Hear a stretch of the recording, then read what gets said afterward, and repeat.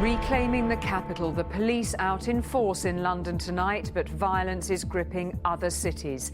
In both Manchester and Birmingham, gangs of youths have been burning buildings and looting shops as people are warned to stay at home to keep safe. In London, 16,000 officers are on the streets and all police leave has been cancelled. It's tense, but much quieter tonight.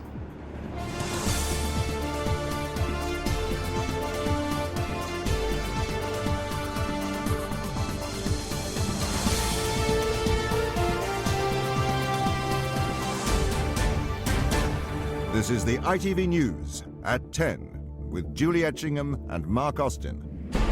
After losing control last night, police say they're prepared to crack down much harder if necessary, including the use of plastic bullets. The Prime Minister returned from his holiday to recall Parliament and to warn rioters they'll feel the full force of the law. If you are old enough to commit these crimes, you are old enough to face the punishments. Also tonight, the man whose death triggered the riots did not shoot at the police, according to the police watchdog. Britain burning what's behind the violent riots raging in London and now spreading across Great Britain overnight. And in the countdown to the Olympics, how the world is watching as London struggles to save its reputation. Good evening. Thousands more police officers are on the streets of London tonight, determined to stop another night of rioting that has damaged not just businesses and property, but the country's reputation too. Many workers in the capital were sent home early and shops boarded up. And as London locked down, violence erupted elsewhere. In Manchester, there's been widespread looting of shops in the city centre, and there have been further disturbances in the West Midlands. These are the other main developments. The Prime Minister will chair another meeting of the government's emergency committee tomorrow morning. In London, 111 police officers have been injured and more than 500 people arrested so far. Police have released the stills of other suspects they want to trace, and the violence has forced the cancellation of the England-Holland football match tomorrow. First tonight, Emma Murphy reports on the Manchester riots. For 3 days, the flames have burnt elsewhere. Tonight, they spread to Greater Manchester. The first store to be set alight, Miss Selfridge, on one of the main shopping streets. Usually busy, the city centre was deserted, but for the gangs determined to use them as an arena in which to loot and bait police. Hundreds of hooded youths running amok. All too aware of the problems that have been seen elsewhere in the country, Greater Manchester Police have been determined to keep dispersing the groups that have built up on these streets. They've done it with varying degrees of success. Just a few miles from the city centre in Salford, police came under relentless attack. Missiles thrown at their vehicles by gangs, some of whom have not even reached teenage years. Here too, cars were set alight simply for being parked. The lawlessness has claimed a number of buildings. They were provided for the community and have been destroyed by members of that same community. The majority of people in Greater Manchester had hoped they would escape the violence seen elsewhere. The minority have ensured they've had no such relief. In London, 16,000 police are on duty tonight, nearly 3 times the number that all but lost control of the capital last night. And after criticism of their tactics so far, Scotland Yard says it will take a robust approach if necessary. There's even been a suggestion that plastic bullets may be used. Our UK editor Keir Simmons reports on the police crackdown. The worst riots for a generation left buildings still burning in London today, and more than 16,000 police officers on the streets tonight. Armoured vehicles deployed to push back rioters as police changed tactics. We will be out there in ever greater numbers tonight, and we will continue that for as long as is necessary. Overwhelming force to overcome the sense that the police were themselves overwhelmed. Overnight, there were 20,000 999 calls. Many people felt abandoned. One woman having to jump for her life from a window, shopkeepers whose businesses were unprotected. I don't know why people, oh my God! I don't know why people do this. After an emergency meeting in Downing Street, the Prime Minister promised tough action. I have this very clear message to those people who are responsible for this wrongdoing and criminality. you will feel the full force of the law. And if you are old enough to commit these crimes, you are old enough to face the punishments. As he visited South London, it was announced Parliament will be recalled on Thursday. But it is all too late, say some, who heckled his Home Secretary and London's Mayor. I know there are questions about the police response and about police numbers, and we are certainly, I understand that, and we are certainly going to be dealing with those. Different people have different views about the complex causes for what happened, but there are no excuses for it. And that's what the vast majority of people are saying to me. And so we need firm action from the police. And there is now a new sense of determination. On a normal Tuesday night, there are 2,500 officers in London who can respond to incidents. Last night, there were 6,000. If that was unusual, the 16,000 on the streets tonight is unprecedented. And there is substantial manpower for the investigations, 500 detectives, 100 more than were involved in the investigation following London's July 7 bombings. And in East London this evening, signs that the police are intervening early to stop potential troublemakers. If this doesn't work, some are calling for tougher action, like the use of baton rounds or water cannon, though such moves would be controversial. My current judgment is water cannon is entirely inappropriate for policing in the capital, and those who keep making comments about it clearly do not know what they're talking about. You use water cannon in fixed locations to deal with large crowds to buy distance. Likewise with baton rounds. That having been said, I know the Commissioner will continue to review his tactics. So far in London, the streets are largely quiet. Little sign of the violence that has already left a 60-year-old man suffering from life-threatening injuries and led to the cancellation of tomorrow's England football match. There are reports of a tense standoff with police in Canning Town, East London, but so far it does not compare with yesterday's disturbances. Keir Simmons, ITV News. Well, our correspondent Martin Geisler is in Canning Town in East London, where police have been on the streets in force. Martin, are the extra police making a difference tonight?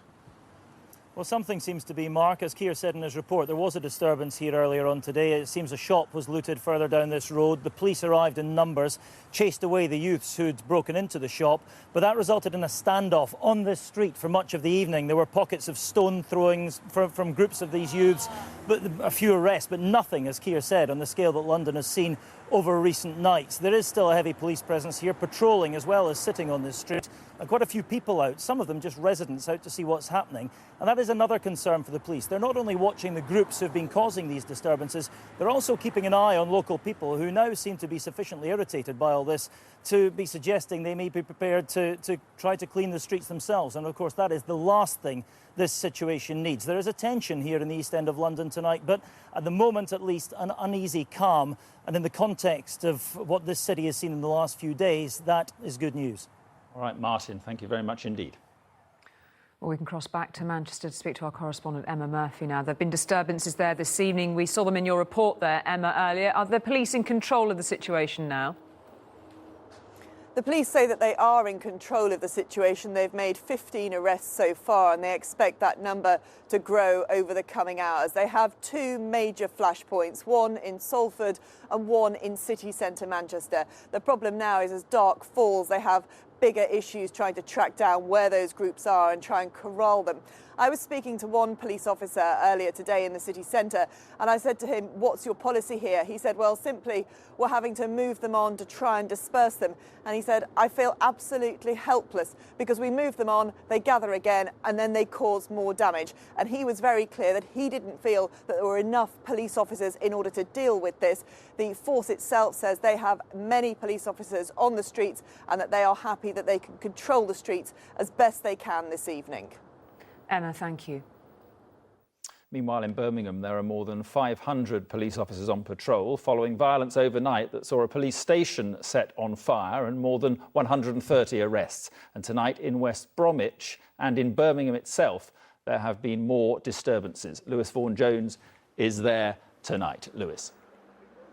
The police were undoubtedly more prepared this time. They've come into the city centre and tried to essentially lock it down, but that has not stopped gangs of people still arriving here, still coming, and tonight Birmingham is still witnessing more violence. a second night of violence in the country's second city.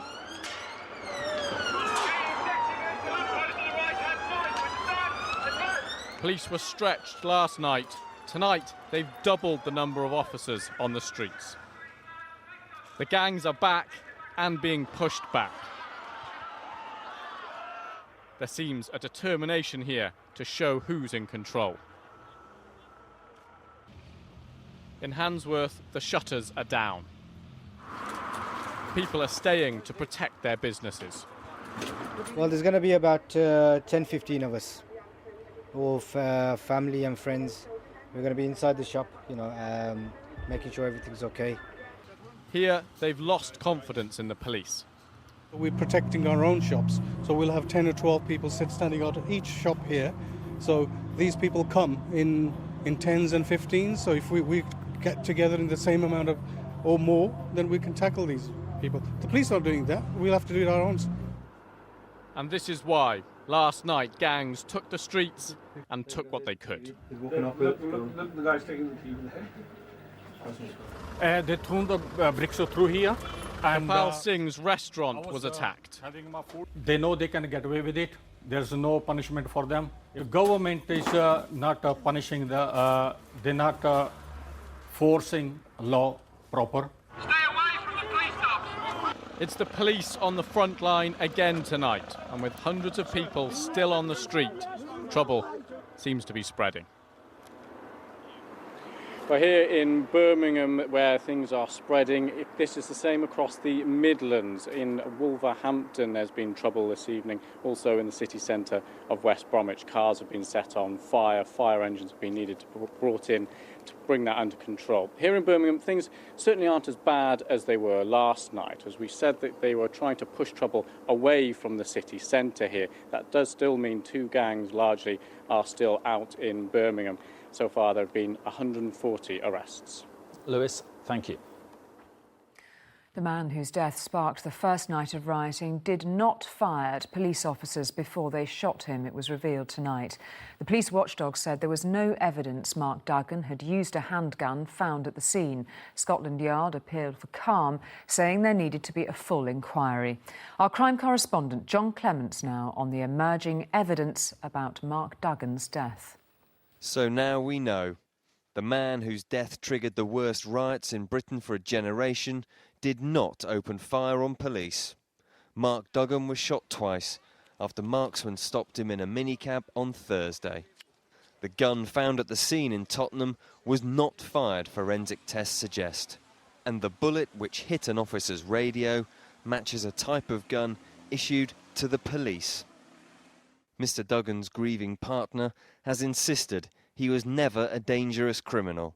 They're portraying Mark to be a gangster. Mark is not a gangster. He's not known to any gangsters or any gangs. He's not like that. He's well known, don't get me wrong, he's well known, very popular. But he's not a gangster. He's a loving, caring guy. Investigators from the Independent Police Complaints Commission have found Mr. Duggan was shot once in the chest and once in the arm. The round which hit a policeman was probably a ricochet. 2 days after the shooting, Simone held a vigil at Tottenham police station demanding answers. Despite today's developments, she's still waiting for many more. John Clements, ITV News. Scotland Yard has released CCTV images of people it says were involved in the looting across the capital over the past few days. The Prime Minister said those responsible would feel the full force of the law. But as Geraint Vincent reports, it's still not clear who the rioters are and why they're doing it. Police have sent a message to those who've been involved in looting in London over the past 3 nights, and it comes with a series of pictures. We know what you look like, it says, and we will find you. The publication of closed-circuit television images of rioting suspects is, the police promise, just the first step in the process of bringing the guilty ones to justice. Amongst all the pictures of violence, there is perhaps some evidence of humanity when a young man who's bleeding from his face and clearly disorientated is help to his feet. But no, his rucksack is just another opportunity for the thieves. Oh my God, going through his bag. Even the one who helped him helps himself. And the victim is abandoned, helpless. Every photograph seems to deliver more evidence of a frenzy of destruction, motivated by nothing more than personal gain. And the people who represent those communities affected are calling for drastic measures. If we see a recurrence of the looting, I myself believe that we should be looking at a curfew in appropriate boroughs. These young people have to come off the street, the community has to take them off the street, and if that doesn't happen, I'm calling for a curfew. You sound pretty tough, Taya. Well, I mean, I was on the streets in Hackney last night. People were very frightened. There are hundreds, perhaps thousands of people who are responsible for smashing up all of those shops. Stopping the looting is one thing, but bringing the looters to justice will be a long and difficult task. Geraint Vincent, ITV News. Well, the violence has been making negative headlines across the world. It's also forced tomorrow's international friendly match between England and Holland to be cancelled. And there are concerns too about how it'll affect preparations for and confidence in next year's Olympics. Steve Scott assesses the damage done to London's image. There really was no choice. Not only are the police needed elsewhere, but just staging the showpiece match at Wembley could have given rioters a new and irresistible target for their violence. The decision was welcomed, albeit reluctantly, by the England squad. Rio Ferdinand tweeted, "Who wants a game of football when our country is in turmoil?" Wayne Rooney was more direct. "Why would people do this to their own country, own city? This is embarrassing for our country. Stop, please." A short statement was released on behalf of all the players. We've all seen the terrible pictures on the television, and the most important thing at this time is the safety of the fans and the general public. At this time, the whole squad would like to appeal for calm and an end to the disorder that has been ongoing. The loss of such a high-profile game and the threat of disruption to Saturday's Premier League programme has happened right under the noses of nearly 200 Olympic delegates. They're here for the latest London 2012 test events. Today, beach volleyball. In exactly 12 months, we'd be 4 days away from the closing ceremony. Just imagine. It's not really right in this area, so I feel really safe and I feel like we're really protected. The International Olympic Committee wouldn't be drawn into a discussion about their safety concerns for 12 months' time, but in a short statement said security was a top priority of theirs, and added they were confident the authorities in London would do a good job. But police barely coped on the streets last night. Could they be stretched beyond breaking point with a major emergency during the Games? The world knows that two of the most important things about London are that we have one of the finest police forces in the world and that it is one of the safest cities in the world. So I'm sure that we will demonstrate over the next few days that we have completely got the situation under control. Fox News alert for you as a... The world may take some convincing, though. Police holding cells in London are now full. Just a few months ago, those looking this way would have seen crowds on the streets celebrating a royal wedding. From afar, those streets appear a very different place tonight. Steve Scott, ITV News. Coming up, we'll have the latest on the riots and also how they're being reported in tomorrow's papers. That's a little later in the programme. Plus... A new broom. We'll see how communities are taking the riot clean-up into their own hands. But first, let's take a look at the rest of the day's news. It's been another volatile day on stock markets on both sides of the Atlantic. On Wall Street, there was wild trading after the Federal Reserve pledged 2 more years of almost zero interest rates. Here, the FTSE avoided an 8th successive day in the red, but only just. At one point, it dived below the symbolic 5,000 points figure. Tomorrow could be another turbulent day as UK inflation forecasts are announced. Well, the Chancellor has also announced he's breaking off his holiday early, in his case, to deal with the global financial crisis. Let's go over to our political correspondent, Alex Forrest, who is in Westminster tonight. Alex. Yes, well, George Osborne will be back from California in time to make his statement to the House of Commons on Thursday about the state of the UK economy after it was decided by the Prime Minister to recall Parliament.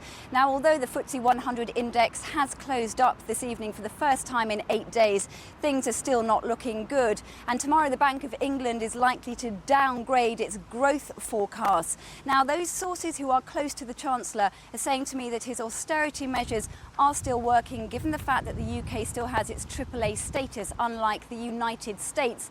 They also say that many of the problems are stemming from the crisis in the Eurozone and the fact that the United States may well be entering a double-dip recession.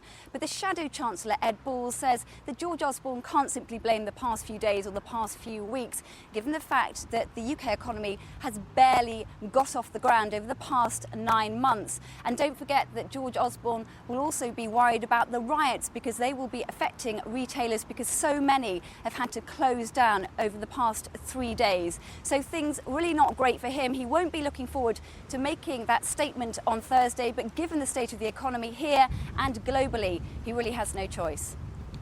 Alex, thank you very much indeed.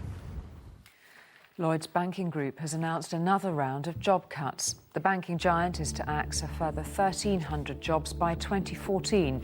Unions claim the bank has now shed 30,000 jobs since 2009. A mother has been sentenced to a minimum of 32 years in prison after murdering her 2 children. Fiona Donnison smothered 3-year-old Harry and 2-year-old Elise following the breakdown of her relationship with their father. She hid their bodies in the boot of her car before handing herself into police in January last year. Libyan officials claim dozens of civilians had been killed after a NATO airstrike on a village near Tripoli. Libyan state television says at least 3 children were among 85 killed in the attack. NATO says the target was a military facility and has not confirmed civilian casualties. And Turkey's foreign minister met Syrian President Bashar al-Assad in Damascus today to express his concerns about the latest army crackdowns. The meeting took place as tanks were once again reportedly firing on the streets of the eastern city of Deir al-Zur. Right, back to our top story now, and the street violence across Britain. A positive response to the shocking events of the past few days. Hundreds of people took to London streets determined to clean up the mess left by rioters. They came armed with brooms, wheelbarrows and rubbish bags, determined to erase the damage to their community. Mayor Boris Johnson called them the true face of London. Richard Pallow watched the clean-up. In this part of southwest London, the community's message was best illustrated by their number. More people turning up to clean the streets than had looted them hours before, and for many, it was an emotional day. I've done a lot. Sleeping. And Mum, may I ask, you seem a little emotional. Why? No, I'm just proud of her. Just proud of my little girl. This is the real London. Some of these people have waited 6 to 7 hours just for the chance to restore a little bit of normality to their community. There is a real sense of pride in what they're doing, a sense of pride that was so massively missing among some of their neighbours over the last few days. This family jewellers was one of the worst hit in Clapham, but the public's response is making it easier to deal with. There's just not bad people around, you know, there's some good ones around as well, you know, so really appreciate what they've done. I'm in the mood for cleaning. As well as the clearing up, there is a clear desire for some to defend their streets in future. Others just say they'll be back in the morning if needed. I just feel really positive and optimistic, and like, you know what, if they come and they smash it all in again tonight, we'll be here again tomorrow. It is all anyone is talking about, and pretty much everyone is prepared to make their contribution. Richard Pallow, ITV News. Well, unsurprisingly, tomorrow's front pages are once again dominated by those riots. The Guardian says Scotland Yard authorised its officers to use every available force, including plastic bullets, to get the situation in London under control. The Telegraph's headline is "Anarchy Spreads." It pictures a man, it says, was beaten senseless in Ealing in West London after he confronted looters there. It says a police officer could only watch as it happened. And on the front page of the Daily Mail, they talk about a fight back and says the capital was under control, but there were disturbances in other cities. And finally tonight, one of the saddest images to emerge from the riots is of a South London store, the House of Reeves, being razed to the ground. It was one of the oldest in the capital, 144 years old. And it was such a part of the local community, the area was known as Reeves Corner.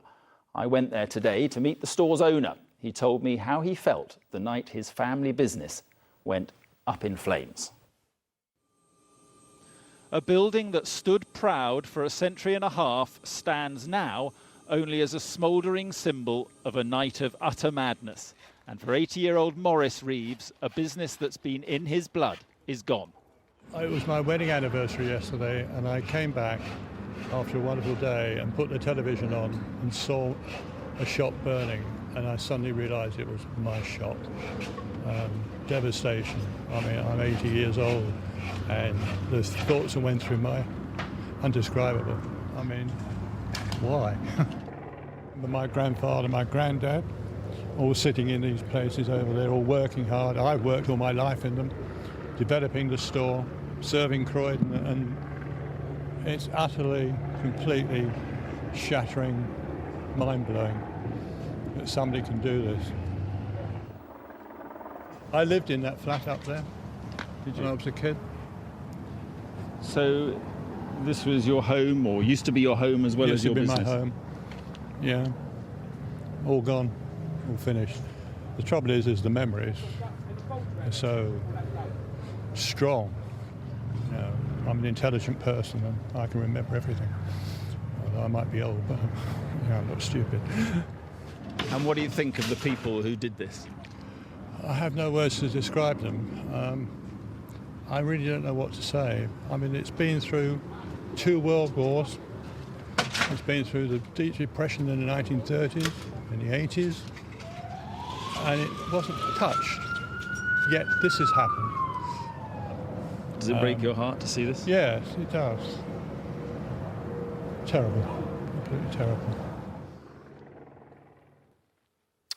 Maurice Reeves, and just one of hundreds of stories of loss across this city and around this country over the last few nights. And that brings to an end tonight's programme. The trouble so far this evening has been more sporadic and less widespread, but after the last 24 hours, who can be sure what the night will bring? Coming next, the national weather and the news where you are tonight. But from Julie and from me, good night, and thank you for watching. Good night.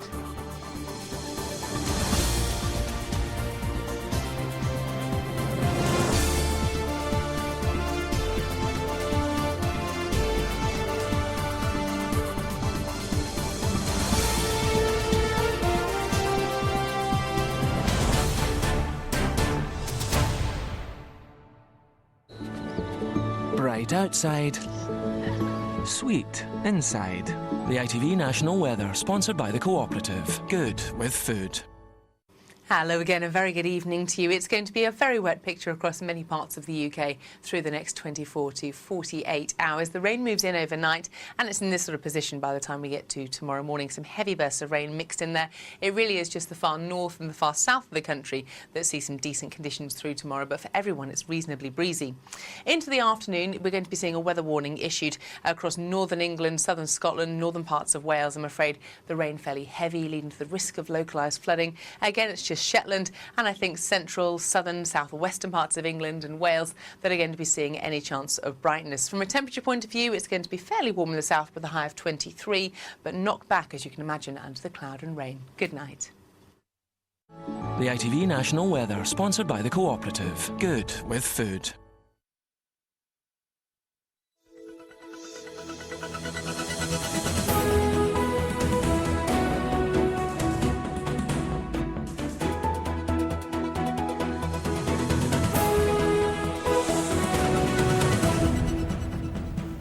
Good evening. For a second night, there have been riots and looting across the Midlands. Gangs of youths have been attacking shops and setting fire to cars in Birmingham, Wolverhampton and West Bromwich. And there have been reports that the violence has spread to Leicester, with officers dealing with groups of youths in the city. We're also hearing in Nottingham a police station has been firebombed by a group of 30 or 40 rioters. We can go live now to our correspondent Becky Johnson, who's in Birmingham. Becky, what's been happening there tonight? Well, the city centre's been sealed off for several hours now. Most roads are closed, most businesses shut early, and the police do seem to have been more prepared tonight. There are certainly more officers on the streets, but it hasn't stopped the rioters moving around in small groups, causing extensive damage to most of the outskirts of the city centres, as Charlotte Grant reports. For a second night, there was terror on the streets of Birmingham. Just the sound of burning petrol and sirens. Once again, the police seemed to be playing catch-up with the looters. This newsagent's in the jewellery quarter was smashed and ransacked, leaving its owner devastated. How did he feel when he saw all the damage? It's like a heart attack to you, you know. It's like your baby and you're building it up. And end of the day, these people, they don't want us to survive, you know. It's a fun for them, but it's somebody's livelihood. The damage to property and cars seemed pointless.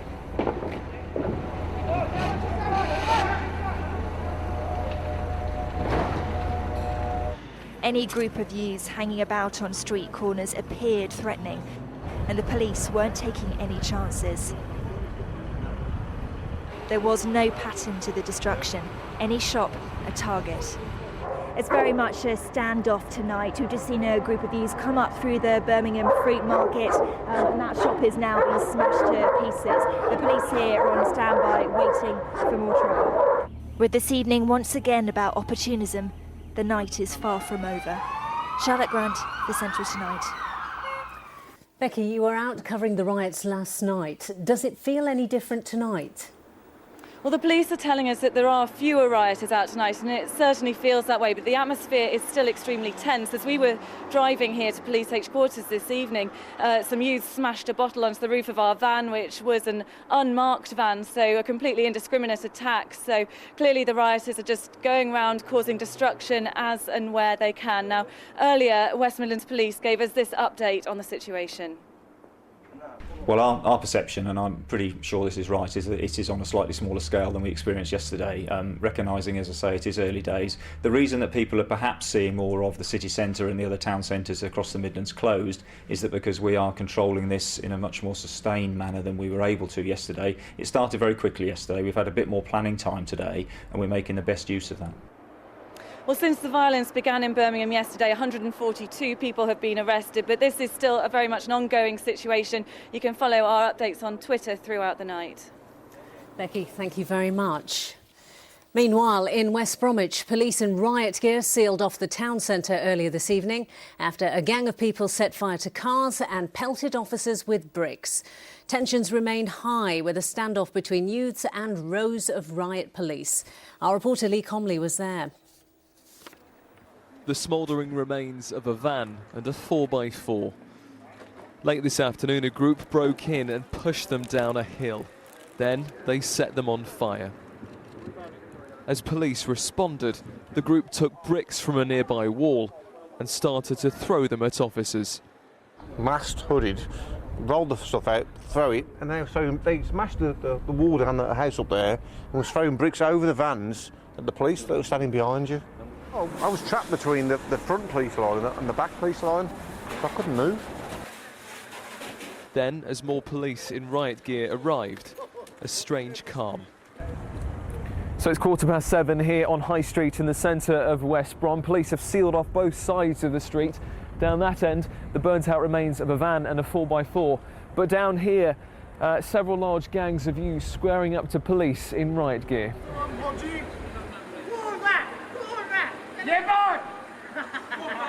As we watched, the group taunted police.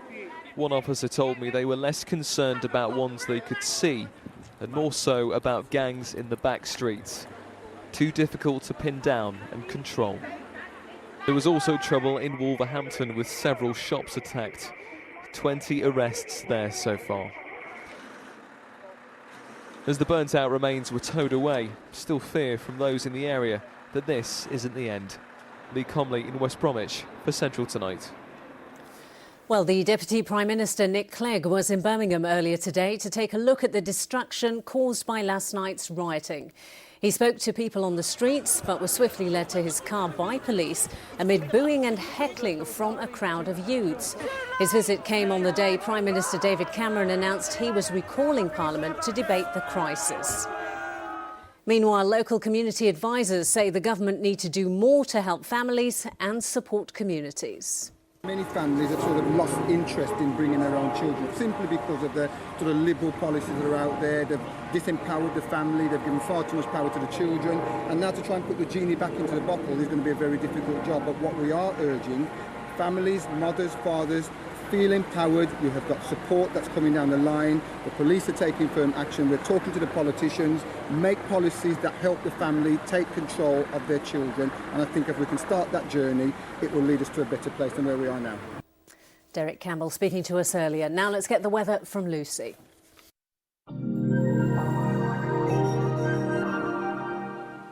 European break, baby. Fun has hit new heights. I hop from place to place, soaking up the sights. It's the future, baby. Hello, well, we've got an unsettled couple of days ahead of us. This is the situation overnight tonight. It will stay mostly dry, but already the cloud is building in northern parts of our region. That's where we're going to see 1 or 2 spots of rain ahead of this huge band of rain that's going to be making its way south and eastwards through the morning tomorrow. So a wet start to the day tomorrow, and it will be breezy too. But come the afternoon, that rain will have mostly cleared the West Midlands, and it will be mostly dry with 1 or 2 bright spells across our region. Highs tomorrow of 21 degrees Celsius. See you then. Bye for now. ITV Regional Weather with BeMyBaby.com.